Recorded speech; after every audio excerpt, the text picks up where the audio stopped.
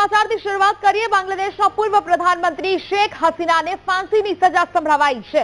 માનવતા વિરુદ્ધ અપરાધના કેસમાં દોષિત જાહેર થતા આઈટીસીનો ચુકાદો। જુલાઈ મહિનામાં થયેલા વિદ્રોહ માટે શેખ હસીનાને જવાબદાર ઠેરવવામાં આવ્યા છે। जुलाई नागरिकों पर फायरिंग करावा माटे शेख हसीना जवाबदार छे। शेख हसीनानी धरपकड़ करवा बांग्लादेशनी सरकार इंटरपोल थी धरपकड़ वॉरंट इश्यू करशे अने आ महत्वपूर्ण चुकादो छे ते आपवामां आव्यो छे। महत्वपूर्ण अपडेट बांग्लादेशना पूर्व प्रधानमंत्री शेख हसीनाने फांसीनी सजा संभळाववामां आवी छे। मानवता विरुद्ध अपराधना केसमां दोषित जाहेर थता आईटीसीए आ चुकादो संभळाव्यो छे। शेख हसीना पर अनेक आरोपो छे ते लगाववामां आव्या छे अने आईटीसीए हवे आ सजा संभळावी दीधी छे। फांसीनी सजा संभळाववामां आवी छे। घातक फोर्सनो उपयोग करवामां આવ્યાનો પણ આરોપ છે। હજારો લોકોનું અપહરણ કર્યાનો પણ શેખ હસીના પર આરોપ છે।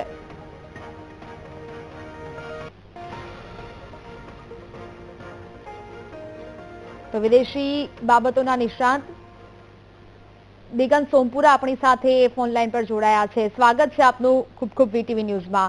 હવે જે પ્રકારે આપણે તમામ લોકો જાણે છે કે બાંગ્લાદેશમાં જે પ્રકારનો માહોલ હતો અને હવે બાંગ્લાદેશના પૂર્વ પ્રધાનમંત્રી શેખ હસીનાને ફાંસીની સજા સંભળાવવામાં આવી છે। આ સમગ્ર મામલાને કેવી રીતે જોઈ રહ્યા છો આપ, કારણ કે અનેક આરોપો પણ લગાવાયા છે। नेहाबेन अपना भारतना पाड़ोशी देश में थयेली आजनी घटना ए खरेखर एक बांग्लादेश अने साथे आपणा माटे पण चिंताजनक कही शकाय। ताजेतरमां जे आजे जे इंटरनेशनल क्राइम ट्रिब्यूनल बांग्लादेश द्वारा बांग्लादेशना 3 जजो द्वारा जे शेख हसीना ने फांसीनी सजा माटेनी जे वर्डिक्ट आप्युं, चुकादो आप्यो, जेનું मुख्य कारण लोकोने ख्याल तो हशे के गया वर्षे ज्यारे विद्यार्थीओनुं त्यां आंदोलन थयुं અને નોકરીઓ માટેની જોબ માટેનું અને એ નોકરીઓના આંદોલનમાં શેખ હસીના સરકાર દ્વારા એમના ઉપર ગોળીબાર અને હેલિકોપ્ટરના હુમલાઓ કરીને એમના પર જે મારવામાં આવ્યા એમાં 1400 જેટલા લોકો મરી ગયા અને 25,000થી પણ વધુ લોકો ઘાયલ થયા એવા અહેવાલો હતા। ત્યારબાદ શેખ હસીના ભારતમાં સેલ્ફ એક્સપોઝ જે કહેવાય પ્રત્યાપણ એમણે પોતે જાતે જ અહીંયા આવીને એમણે પ્રત્યાપણ દીધું છે અને આના માટે બાંગ્લાદેશની વચગાળાની સરકારે ઔપચારિક પ્રત્યાપણની વિનંતી પણ કરી હતી, પણ ભારતે અત્યાર સુધી રીતે બહુ મૌન સેવ્યું છે। હાલમાં યુનુસ સરકાર વિરુદ્ધ નેહાબેન અત્યારના ઘણા બધા વિરોધના વાતાવરણ ઊભું થયું છે બાંગ્લાદેશમાં। આગલા વર્ષે ફેબ્રુઆરીમાં નેશનલ ચૂંટણીઓ પણ આવી રહી છે। આ સંજોગોમાં જો હસીનાને અત્યારે આ જે એમના વિરુદ્ધનો જે ચુકાદો આવે છે મોતની સજાનો, જેને કારણે મોટું અસર એ થશે કે એમની ચૂંટણી લડવા માટેના એમના જે પાર્ટીની જે કાયદેસરતા હશે એ સમાપ્ત થઈ શકે છે, જેના કારણે ફેબ્રુઆરીમાં એમની પાર્ટી અવામી લીગ દ્વારા કોઈ પણ ઉમેદવારો લડી ન શકે એવું વાતાવરણ બને। પણ સાથે સાથે આ ચુકાદાના લીધે હસીનાના તરફદારો છેલ્લા અઠવાડિયે 15 દિવસથી જે બાંગ્લાદેશમાં તોફાનો શરૂ કર્યા છે એનું પણ વધારે વિકરાળ સ્વરૂપ પણ વધી શકે, કારણ કે બાંગ્લાદેશના પૂર્વ પ્રધાનમંત્રી જયારે અહીંયા ભારતમાં છે ત્યારે પણ હજી ત્યાં એમના ટેકેદારો હજી ત્યાં સક્રિય રીતે કામ કરી રહ્યા છે। એમનો દીકરો પણ જે પોલિટિકલ વિંગ ત્યાં સંભાળે છે એને પણ અત્યારે બહુ એને પ્રતિક્રિયા આપી નથી, પણ ઇન્ટરનેશનલ ટ્રિબ્યુનલના ચુકાદા સામે એકદમ અત્યારે એ લોકો શું રિઝલ્ટ કે એક્શન લેશે એનું પણ અત્યારથી કંઈ કહી શકાય નહીં। ભારત પર આના માટે દબાણ આવી શકે છે, પણ ભારત દબાણ આવવા છતાં પણ બાંગ્લાદેશના ચુકાદાથી કંઈ થઈ શકવાની સંભાવના નથી। નેહાબેન, બિલકુલ, વીટીવી ન્યૂઝ સાથે વાતચીત કરી તે બદલ આપનો આભાર। એટલે કે હવે હસીનાએ જે કોર્ટની સ્થાપના કરી એ જ કોર્ટે તેમને ફાંસીની સજા સંભળાવી છે।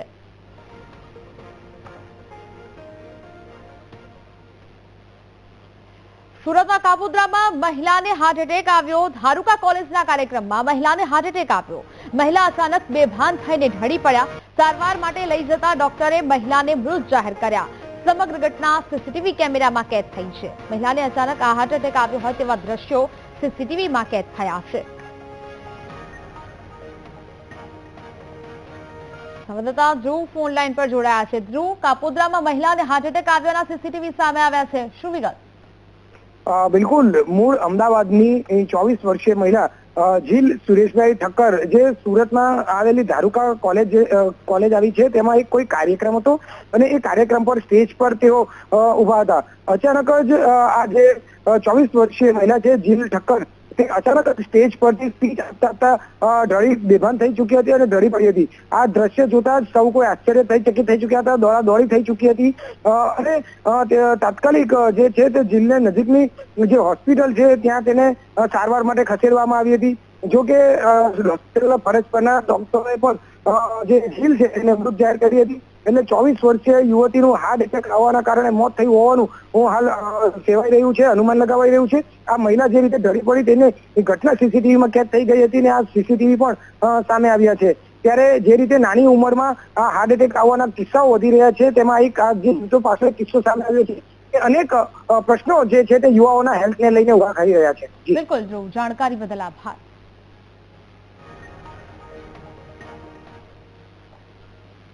મોરબીના હળવદમાં બેફામ ટ્રક ચાલકે અકસ્માત કર્યો. ગફલત ભરી રીતે ટ્રક ચલાવીને ડ્રાઈવરે અકસ્માત સર્જ્યો. હળવદ શહેરમાં સર્કિટ હાઉસ પાસેનો આ વિડીયો સામે આવ્યો છે. બેકાબુ ટ્રક ચાલકે છકડાને અડફેટે લીધો હતો. અકસ્માતનો વિડીયો સોશિયલ મીડિયા પર વાયરલ થયો હતો. સંવાદદાતા વિશાલ ફોન લાઈન પર જોડાયા છે. વિશાલ, હળવદમાં ટ્રક ચાલકે બેફામ રીતે અકસ્માત કર્યો હોવાનું સામે આવ્યું છે, શું અપડેટ? ચોક્કસપણે નેહા વાત કરવામાં આવે તો હળવદનો વહેલી સવારનો વિડીયો છે. ટ્રક ચાલક છે જેને નશાની હાલતમાં હોય સર્પાકાર ટ્રક ચલાવી રહ્યો હતો, જેને છકડાને અડફેટે લીધો હતો, જેમાં 3 થી 4 જેટલા લોકો હતા, તેને સામાન્ય ઈજાઓ પહોંચી હતી. પરંતુ આ ટ્રક ચાલક છે વહેલી સવારે નશાની હાલતમાં આ રીતે ટ્રક ચલાવતા હોય છે અને અનેક લોકોના જીવ જોખમાય તે રીતે પોતાના વાહન ચલાવતા હોય છે. ત્યારે આ લોકો પર કડક કાર્યવાહી કરવી પણ ખૂબ જરૂરી બની છે. પોલીસ આવા લોકો સામે કડક કાર્યવાહી કરે તેવી લોકમાંગ ઉઠાવવામાં આવી છે. નેહા. બિલકુલ વિશાલ, જાણકારી બદલ આભાર.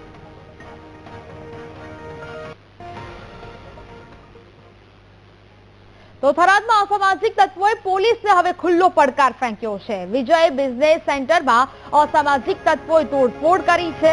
15 થી વધુ દુકાનના સીસીટીવી તોડી દુકાનદારને ડરાવવાનો પ્રયાસ કરાયો. તાત્કાલિક અસામાજિક તત્વો વિરુદ્ધ કાર્યવાહી કરવાની દુકાનદારોની માંગ છે.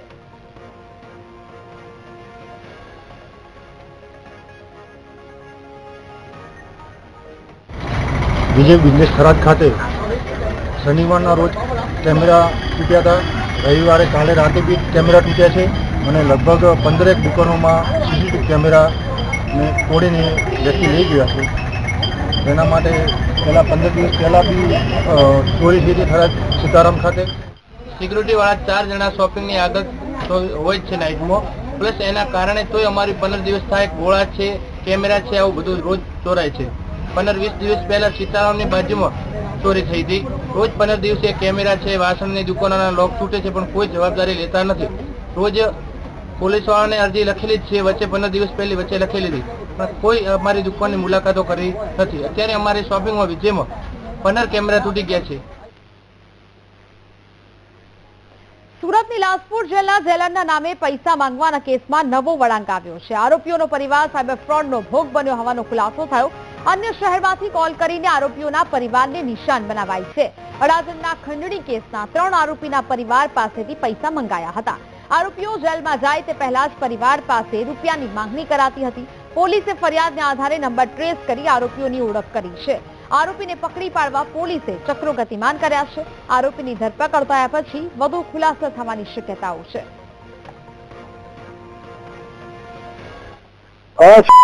સુરત લાજપુર જેલર સાહેબ બોલું છું જેલમાંથી. હા, તમારો સ્મિત આવ્યો ને ધોળક અહીંયા નંબર આપતો હતો મને. બરાબર. હું જેલર સાહેબ બોલું છું, એમના મિસિસ બોલે છે ને.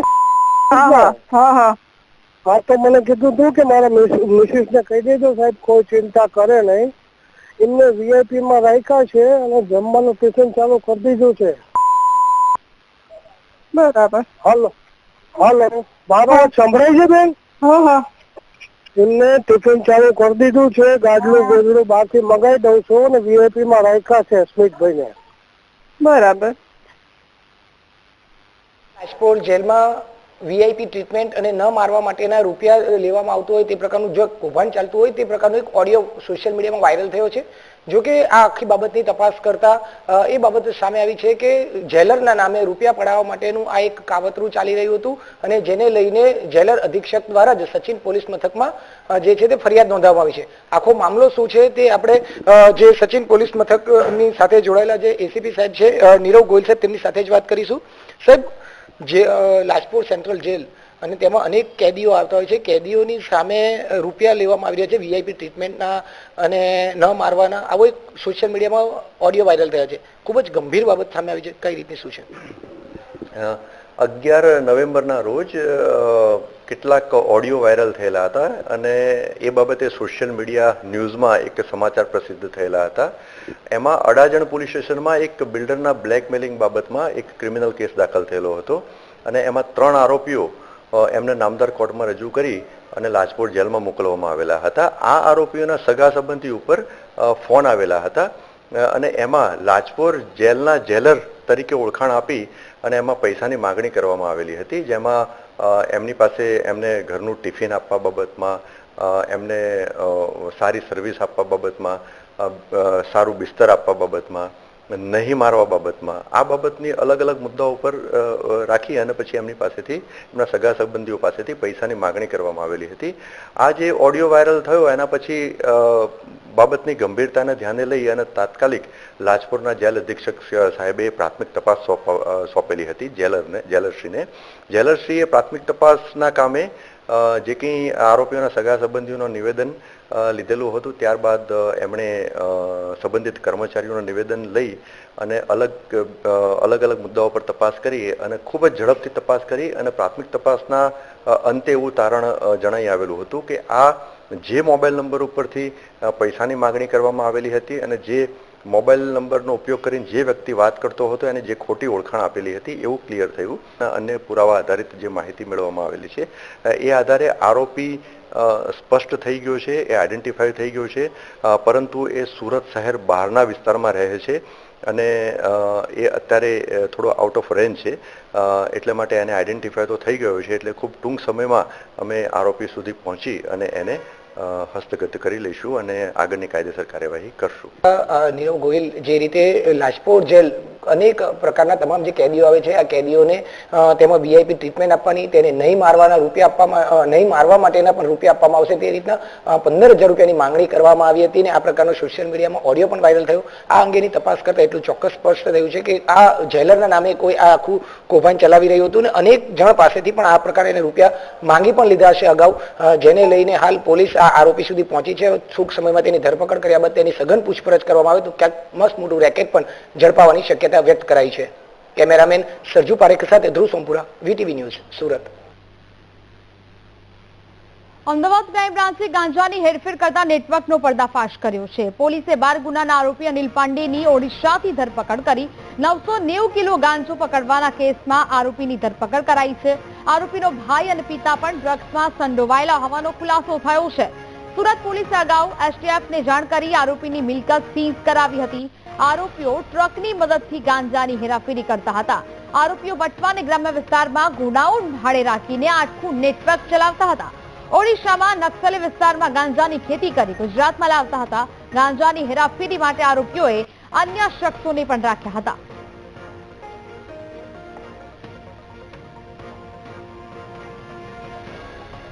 જ પ્રકારે હાલ તો આરોપી ઝડપાયો છે. ક્રાઇમ બ્રાન્ચ દ્વારા તેની ધરપકડ કરીને વધુ કાર્યવાહી છે તે હાથ ધરવામાં આવી છે. ગાંજાની હેરાફેરી માટે આરોપીઓએ અન્ય શખ્સોને પણ રાખ્યા હોવાનું સામે આવી રહ્યું છે, જેને લઈને તેની વધુ પૂછપરછ છે તે હાથ ધરવામાં આવશે. ગાંજાની હેરફેર કરતા નેટવર્કનો પર્દાફાશ થયો છે.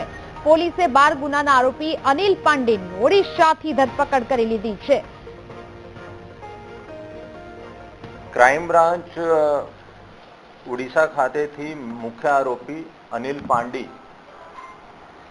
નો પકડવામાં સફળતા મળી છે.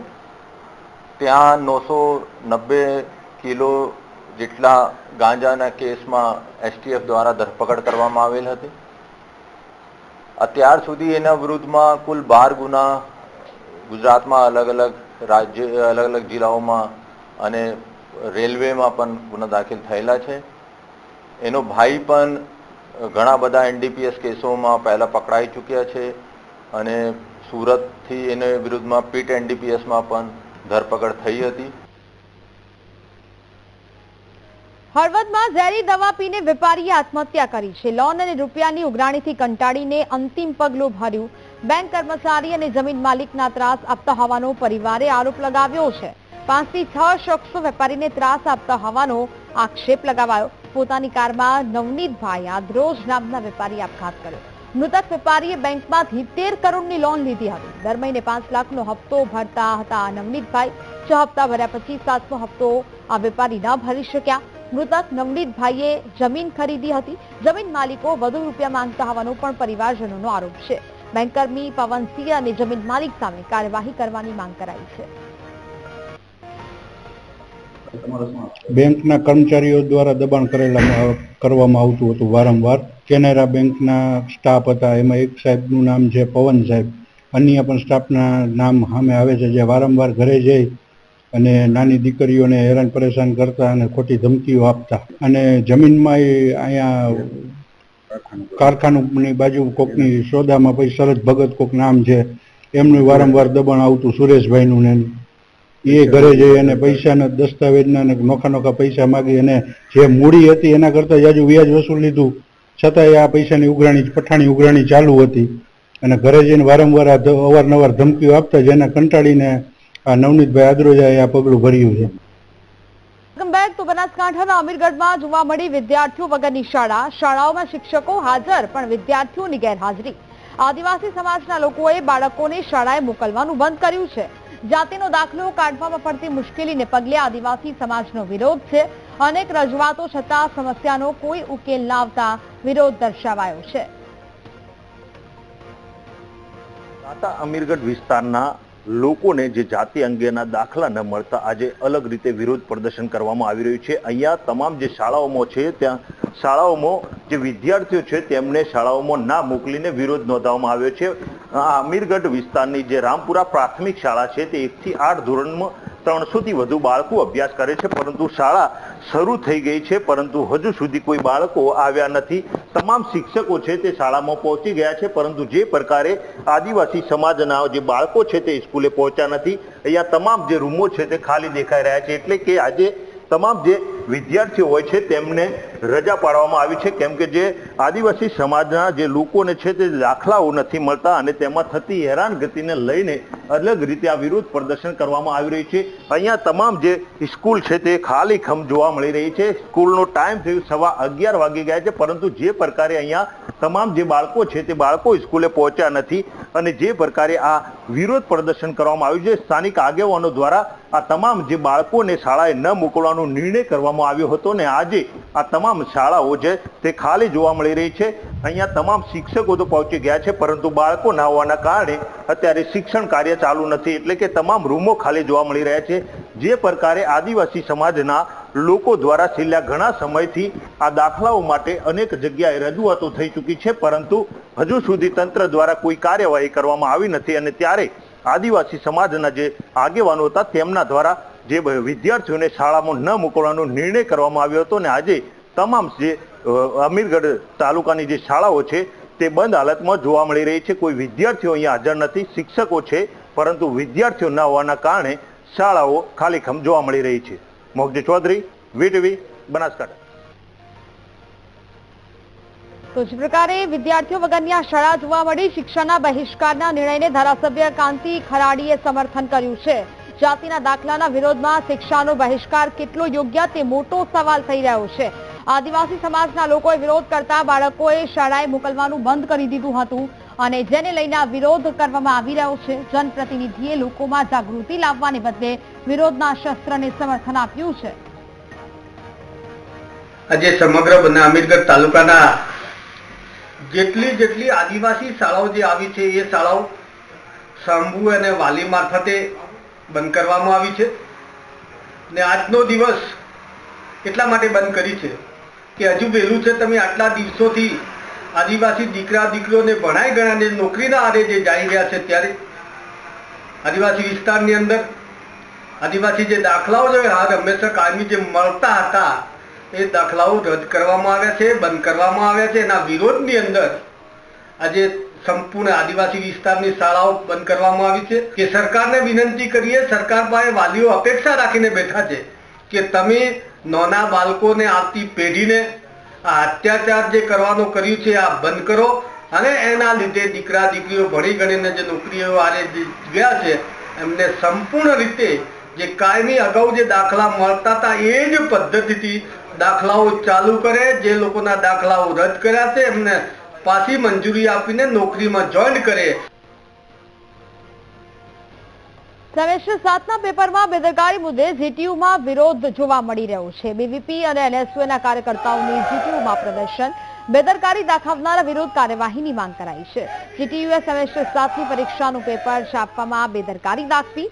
વર્ષ 2024ના પેપરમાં તારીખ બદલીને પેપર છાપ્યું હતું અને આ બેઠું પેપર છાપવાને કારણે આ વિરોધ નોંધાવાયો છે.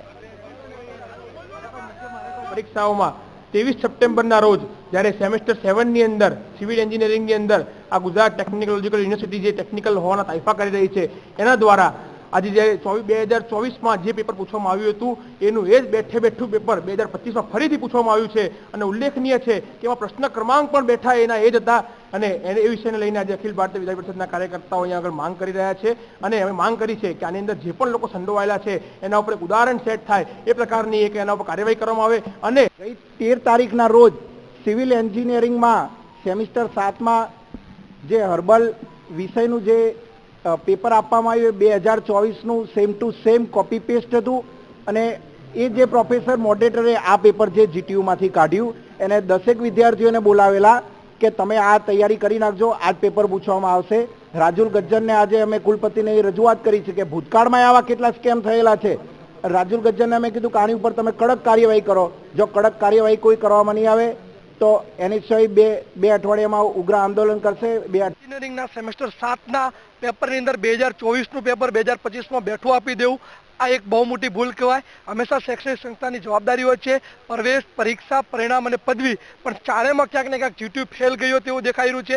2024નું પેપર 2025માં આપી દેવું, બેઠું પેપર ખાલી તારીખ બદલવાનું દેવું, એવા જે અધિકારીઓ છે એના ઉપર એક્શન કરવી, એને સસ્પેન્ડ કરવા, ખાલી એનું મહેનતાણું કાપી અને એક લોલીપોપ જેવી વિદ્યાર્થીઓને આપી વાતો ના કરવી. કુલપતિને અમે માંગ કરી છે, કુલપતિ ખાલી વાતો ના કરે, આ ખાંડા કાન ના કરે, પણ વિદ્યાર્થીલક્ષી નિર્ણય લઈ અને વિદ્યાર્થીઓને વિશ્વાસ બે એવું કામ કરે. જે અધિકારીઓ પેપર કાંડમાં સંડોવાયેલા હતા એમના ઉપર એક્શન લેવામાં આવે અને ભવિષ્યમાં આવી ભૂલ ના થાય એની બાહેંધરી આપવામાં આવે. કુલપતિને 2 વીકનો સમય આપવામાં આવ્યો છે. જો 2 અઠવાડિયા અંદર કમિટીની રચના કરી અને કોઈ કાર્યવાહી કરવામાં નહીં આવે તો જીટીયુને પણ તાળાબંધી અને જીટીયુના કુલપતિના ઘરને પણ તાળાબંધી કરવાની જરૂર પડશે તો એનએસયુઆઈ કરશે. લોખંડી પુરુષ સરદાર વલ્લભભાઈ પટેલની 150મી જન્મજયંતિની ઉજવણીના ભાગરૂપે ભાવનગરમાં યુનિટી માર્ચ યોજાઈ.